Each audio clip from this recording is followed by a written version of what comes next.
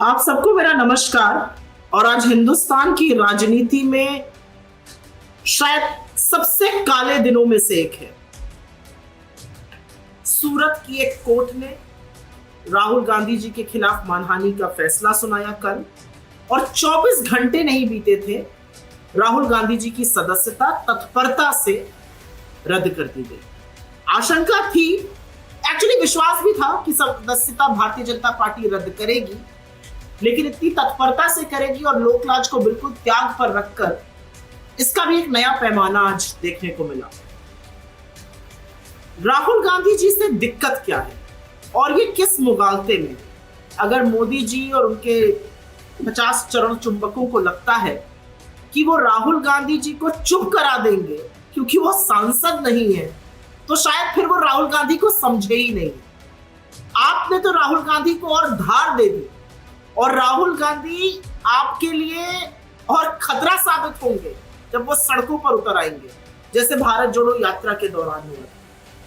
राहुल गांधी चाहे गरीबों की, चाहे युवाओं की, चाहे शोषित वंचित समाज की, चाहे मिडिल क्लास की, चाहे किसानों की आवाज, युवाओं की आवाज लगातार सड़क से सदन तक उठा रहे थे।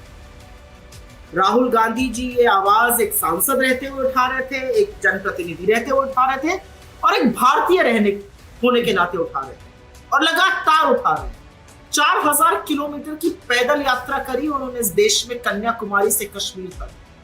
भाजपा के जितने नेता 400 मीटर चल के दिखा दें तब मान जाए। 4000 किलोमीटर की यात्रा, और मुझे ऐसा लगता है अपनी पर्सनल सेफ्टी को दांव पर रखकर इस देश को जोड़ने का, लोगों के हौसले और टूटे सपनों जो बिखर गए उनको जोड़ने का काम राहुल गांधी को किस चीज की सजा मिल गई? भाई बार बार कहा जा रहा है कि अप्रैल 2019 में उन्होंने कोलार कर्नाटक में एक भाषण दिया था। उस भाषण में उन्होंने कुछ बोला था। उन्होंने तो नीरव मोदी और ललित मोदी को चोर बुलाया था। उन्होंने तो नरेंद्र मोदी पर सवाल उठाए थे। किस आक्षेपों के पीछे आप छिप रहे? न नीरव मोदी पिछड़े जाति के हैं, न ललित मोदी पिछड़े जाति के हैं, पहली बात। और दूसरी बात, क्या चोर को चोर कहने के लिए सजा मिलेगी अब इस देश में? मुद्दा वो नहीं है। मुद्दा असल में ये फोटोग्राफ है। ध्यान से देखिएगा ये पिक्चर। सांसद राहुल गांधी लोकसभा में, मोदी जी की ये तस्वीर जिसमें अडानी बैठे हुए हैं आराम से उनके हवाई जहाज में। इस तस्वीर को लोकसभा में दिखाने की, अडानी पर मोदी जी की बखिया उधेड़ने की, कलई खोलने की, अडानी मोदी के संबंधों पर सवाल करने की सजा दी गई है। क्या पूछा था राहुल गांधी जी ने? 609 नंबर से 2 नंबर तक अडानी आ गए। कैसी कृपा रही आपकी? क्या पूछा था राहुल गांधी ने? यही तो कहा था ना, विदेश भर लेके आप लोग घूमते थे अडानी को अपने जहाज में, जहां जाते थे उसके बाद कॉन्ट्रैक्ट मिल जाता था। यह आपकी विदेश नीति है। क्या पूछा था राहुल गांधी ने कि SBI, state bank of India और एलआईसी का पैसा क्यों अडानी में लगाया गया? जो पैसा डूब गया वो हिंदुस्तान के लोगों का पैसा था। आपकी बखिया उधड़ गई, आपकी कलई खुल गई, ये दिक्कत थी। क्या पूछा था राहुल गांधी ने? यही तो पूछा था ना कि जहां पर म्यूचुअल फंड पैसा नहीं लगाते वहां एलआईसी से पैसा क्यों लगवाया जा रहा है? क्या पूछा था राहुल गांधी ने? ये रिश्ता क्या कहलाता है? और उसका जवाब क्या है? उनकी सदस्यता रद्द करना, उनको एक फर्जी केस में फंसा देना। और मैं बहुत ज्यादा लीगली तो नहीं बोलना चाहती हूं, लेकिन कुछ चीजें आपको मालूम होनी चाहिए। राहुल गांधी जी ने यह वक्तव्य 2019 के लोकसभा चुनाव के दौरान दिया था। और अगर साहब की इलेक्शन स्पीचेस पर आ जाऊं और जो बातें उन्होंने बोली है, तो सदस्यता ही नहीं, देश निकाला मिल जाएगा इनको। ये हाल है इनका। औरतों के लिए अपशब्दों का प्रयोग, कपड़ों से लोगों को पहचानना, ओछी गंदी घिनौनी राजनीति करना, ये इनकी असलियत। खैर, राहुल गांधी जी ने कोलार कर्नाटक में एक सवाल उठाया, और सवाल ये था कि भाई इन सबका नाम मोदी क्यों है? और ये भी सच है कि मेहुल भाई भी आपके बाद, उनको हम भाई नहीं बुलाते, मोदी जी भाई बुलाते। मेहुल भाई आपको चकमा देकर भाग गए, ललित मोदी आपको चकमा देकर भाग गया, नीरव मोदी आपको चकमा देके भाग गया। तो पहला सवाल तो ये कि क्या ये लोग चोर नहीं है? क्या इन्होंने हजारों करोड़ों रुपए हिंदुस्तान के नहीं लूटे हैं?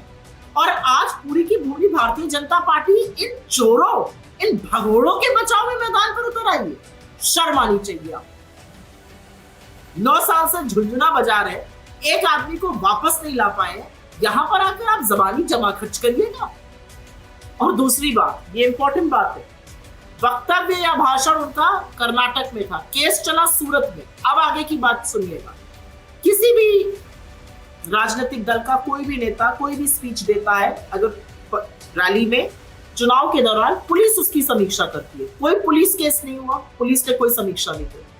पूर्णेश मोदी जो याचिका करता है, जो भाजपा के मिनिस्टर हैं गुजरात में, जिन्होंने, जो कंप्लेनेंट है, उन्होंने पहले इसमें एक मजिस्ट्रेट साहब थे, उनका नाम था दवे जी, वो इस केस को देख रहे थे। फाइनल आर्ग्यूमेंट्स लगे और फाइनल आर्ग्यूमेंट्स लगने के कुछ ही दिन बाद मजिस्ट्रेट साहब जो थे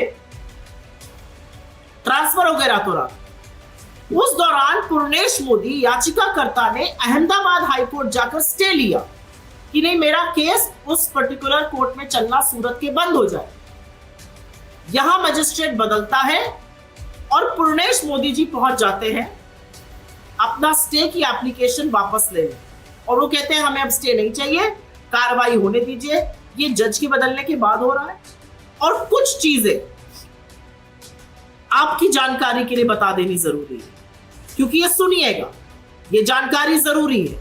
और ये जानकारी इसलिए जरूरी है क्योंकि ये देश को समझ में आना चाहिए कि हो क्या रहा है न्यायपालिकाओं में, हो क्या रहा है इस देश में। आपकी जानकारी के लिए बता देती हूं, 7 फरवरी को राहुल जी ने मोदी और अडानी के संबंधों को बेनकाब करते हुए कलई खोलकर रख दी नरेंद्र मोदी की लोकसभा में अपने 40 मिनट के वक्तव्य की, जिसके 18 अंक आपने एक्सपंज कर दिए। ये 7 फरवरी को हुआ। 16 फरवरी को शिकायतकर्ता, जिसकी मैंने अभी चर्चा करी, पूर्णेश मोदी, वो पहुंच जाता है अहमदाबाद। 9 दिन बाद वो अहमदाबाद पहुंच जाता है और अपनी एप्लीकेशन वापस ले लेता है। ये पूरा मामला 1 साल से निलंबित था। 27 फरवरी को, 16 को वो वापस लेता है, 27 को यहां कार्रवाई सूरत में शुरू होती है। 27 को कार्रवाई शुरू हुई और 17 मार्च को निर्णय सुरक्षित कर दिया गया और 23 मार्च को निर्णय आ गया कि राहुल गांधी दोषी हैं। ऐसे तमाम एग्जाम्पल हैं जहां पर सजा के बावजूद लोगों की सदस्यता नहीं खत्म हुई, लेकिन यह हम जानते थे कि नरेंद्र मोदी और उनके लोग किस कदर नीचे गिर सकते हैं, क्या कर सकते हैं प्रतिशोध की राजनीति में, कितनी गंदी राजनीति कर। लेकिन आप ही की जानकारी के लिए बस 2-4 चीजें बोल देनी जरूरी है। आज इस देश के लोगों को खड़ा होना पड़ेगा। आज इस देश को सवाल पूछना पड़ेगा कि क्या आपके हक की लड़ाई, आपकी लड़ाई, इस देश की लड़ाई, इस देश के लोकतंत्र की लड़ाई, लड़ने वाले की सदस्यता खत्म हो जाएगी और हम तटस्थ बैठे रहेंगे, हम तमाशबीन बने रहेंगे और ये तमाशा चलता रहेगा और नरेंद्र मोदी लोकतंत्र का चीरहरण करते रहेंगे। इस सवाल का जवाब तो आज देश को देना पड़ेगा, क्योंकि किसी भी संसद, किसी भी कोर्ट, किसी भी न्यायालय से बड़ा लोक अदालत होती है, लोगों की अदालत। और आज आपके हाथ में वो ताकत है, आज आपको डिसाइड करना है आप इस देश को कैसे चलने देंगे। ये जरूरी है कहना, क्योंकि ये कहना पड़ेगा। नरेंद्र मोदी और उनकी सरकार ने राहुल गांधी के खिलाफ ट्रोल, करोड़ों रुपए, अपनी पुलिस, अपना प्रशासन, अपनी एजेंसी, अपना चरण चुंबक पत्तलकार मीडिया, सबको छोड़ दिया। लेकिन एक बात आप भूल गए, सत्ता की जरूरत आपको है। आपको सत्ता में रहना पड़ेगा, क्योंकि आपको अगर अडानी को बचाना है तो आपके पास संसाधन और सत्ता होनी चाहिए, संस्थाएं होनी चाहिए। अगर आपके पास सत्ता नहीं होगी तो आप राहुल गांधी की सदस्यता कैसे रद्द करेंगे? लेकिन राहुल गांधी को सत्ता की भी नहीं और संसद की भी जरूरत नहीं अपनी बात कहने के लिए। आप उनकी सदस्यता खत्म कर सकते हैं, आप उनकी आवाज को नहीं दबा सकते, क्योंकि उनकी आवाज इस देश की आवाज है। मैं थोड़ा आवेश में हूं और आवेश में होना जरूरी है। मैं प्रियंका जी से मिली, उनकी बहन है वो, और उन्होंने जो मुझसे कहा और जो लिखा वो दिल को छू जाता है। वो बिल्कुल सही कहती है कि नरेंद्र मोदी जी जिन लोगों को बुरा भला कहते हैं, दिन भर रात भर आप गांधी परिवार को, आप सोनिया जी को, आप राहुल जी को दिन भर अनाप शनाप बातें कहते हैं। और उन्होंने लिखा है, मैं आपके सामने पढ़ देती हूँ। आपके चमचों ने एक शहीद प्रधानमंत्री के बेटे को देशद्रोही कहा, मीर जाफर कहा। आपके एक मुख्यमंत्री ने सवाल उठाया कि राहुल गांधी का पिता कौन है। आप नहीं जानते राहुल गांधी का पिता कौन है, या आप भारतीय संस्कृति नहीं जानते कि एक औरत के लिए यह सवाल उठाना कि उसके बेटे का बाप कौन है, से गंदा, ओछा, घिनौना वक्तव्य कोई हो नहीं सकता। ऐसे नीचों से आपने पार्टी भरी हुई। कश्मीरी पंडितों का रिवाज निभाते हुए एक बेटा पिता की मृत्यु के बाद पगड़ी बांधता है। ये परंपरा है, परिवार को कायम रखता है। आप संसद में खड़े होकर पूछते हैं नेहरू सरनेम क्यों नहीं लगाते? आप अपने नाना का सरनेम क्यों नहीं लगाते? आप अपने नाम में नरेंद्र दामोदर दास मोदी क्यों लिखते हैं, नरेंद्र हीराबेन मोदी क्यों नहीं लिखते? आप हिंदुस्तान की परंपरा को, परिवार की मर्यादा को, संस्कृति की धज्जियां उड़ाएंगे और हम चुप रहेंगे। राहुल गांधी एक सच्चे देशभक्त है और अडानी की लूट पर उन्होंने जो सवाल उठाए हैं, जो आपका मुखौटा बेनकाब किया है, ये सारी कार्रवाई उसी के ऊपर। आपने अपने मित्र के लिए इस देश की संसद को गिरवी रख दिया, लोगों के माइक ऑफ कर दिए, संसद की कार्यवाही म्यूट कर दी एक मित्र को बचाने के लिए। और आप, ये प्रियंका जी का कहना है, आप उनके परिवार को परिवारवादी कहिएगा, और वो कहती हैं कि जिस परिवार ने इस देश के लिए लहू बहाया है, जिस परिवार का रगों में जो उनका खून है, वो देशभक्तों का खून है जो इस देश के लिए बहा है, और उनकी खासियत ये है कि वो डरते नहीं है। लेकिन ये आपके जैसे ओछे लोग, आपके जैसे कायर, आपके जैसे सत्ता लोभी तानाशाह समझ नहीं सकते। और मैं अंत सिर्फ एक बात को कहकर करूंगी। 16 मार्च को राहुल गांधी जी ने एक प्रेस कॉन्फ्रेंस करी थी और कहा था मैं सांसद हूं, मुझे संसद में बोलने का मौका देना चाहिए। और यह भी कहा था कि मुझे मौका मिलेगा कि नहीं मिलेगा, ये हिंदुस्तान के लोकतंत्र का इम्तिहान है, हिंदुस्तान के लोकतंत्र का टेस्ट है। This is a test of Indian democracy. और खेद के साथ कहना पड़ता है कि 8 दिन बाद उनको बोलने का मौका नहीं मिला, लेकिन उनकी सदस्यता रद्द कर दी। Indian democracy has failed the test. Bharat का लोकतंत्र आज हार गया है। भारत का लोकतंत्र आज नरेंद्र मोदी के दम और अहंकार के सामने, उनके सत्ता के लोभ के सामने हार चुका है। ये अगर आप आज नहीं मानते हैं, आज नहीं समझते, तो मुझे नहीं पता आप ये कब समझेंगे। क्योंकि आग तो बस्ती में लगी है और सबके घर तक पहुंचेगी।